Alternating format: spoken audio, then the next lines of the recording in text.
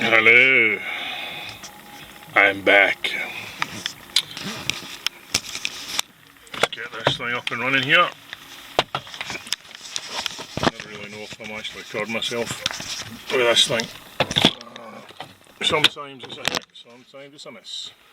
So anyway, I'm back. It's been a while. I have been in the habit of doing these regularly, maybe once a month. But I've kind of fallen away last couple of months. I don't know if it's been maybe Christmas since I last did one, and it's now the end of February 2016.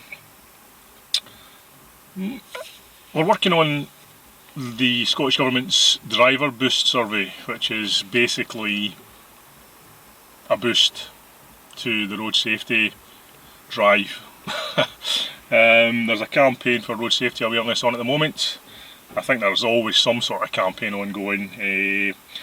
Country roads, driving when you're tired, driving when there's children in the car, speed awareness, substance awareness, drink driving, driving on certain roads, driving in school lanes, the A9.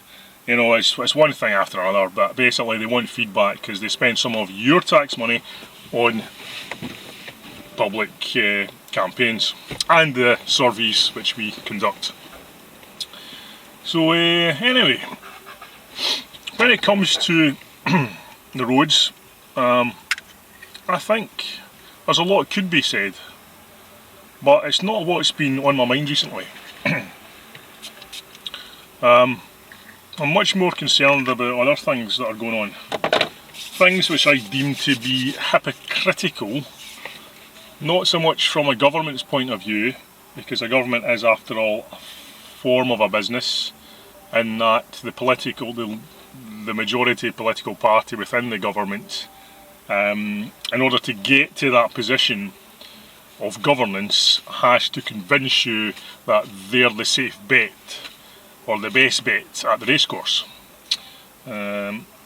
And they do that in all sorts of ways, but ultimately it usually involves spending your money once they're in the government to give you the promises they made prior to the election.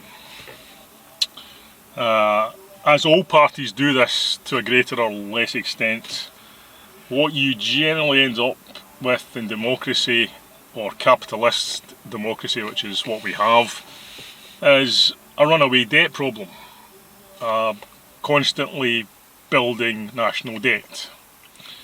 So when you come to your next general election, and this party, the blue party promises this, the red party promises that, the green party promises something else, and the yellow party something else again, you end up with promises written on the back of a blank cheque, and when that cheque gets cashed, it's your taxpayers' money that pays the bill. So irrespective of who promises what, there's a bill to pay. Whether it's if it's something along the lines of cuts, unpopular but necessary, then the opposite happens. If they're going to cut back on a service like the NHS, then they redeem some cash back into the coffer, because less of your money is being spent on the NHS. But it's a balancing act, and ultimately it's not really a balance, because we know there's more going out than is coming in, which means there's a deficit which is building and building and building. Of course they don't call it the deficit, they call it something else. What they call the deficit is the difference between tax receipts and expenditure. And if they are borrowing to make the balance, or to make the difference, they call that deficit. The deficit is not the problem. The problem is the debt. And the national debt, as we speak, in the early spring of 2016, stands at around £1.6 trillion. And it's getting bigger. So that's a lot of money, and that's just the public debt, the government debt. That's not to talk about private debt, corporation debt. There's lots of other debts which accumulate to an even bigger figure. But just the government debt, 1.6 trillion, and to service that debt they need to borrow more money. They could do it by making more cuts, but that's not popular.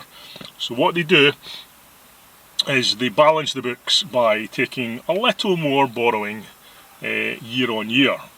And that's why the thing's getting bigger and bigger and bigger, because if I take my credit card and I'm, I've maxed out or close to max out on it, and in order to pay that I borrow from another credit card or another source of credit, all I'm doing is transferring debt from one place to the other.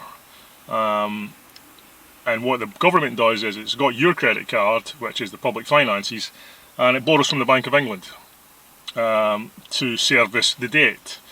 So a large chunk of the interest which your credit card, the public's credit card, is generating, as it stands in the region of, I think it's £100 billion a year, maybe just under, 95 billion pounds a year, of tax receipts and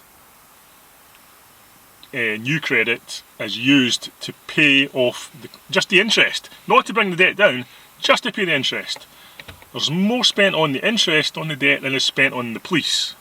There's more interest on debt than there is spent on the military, and lots of other major government departments. So basically this debt is humongously, out of control. The government wants to convince you that it's coming down, but what they're talking about is the deficit, not the debt. The debt is getting bigger. The deficit is simply the difference between what they borrow, sorry, what they spend and what they get in tax receipts. And to make up the difference, they're still borrowing. So that's one issue. The other issue that's a concern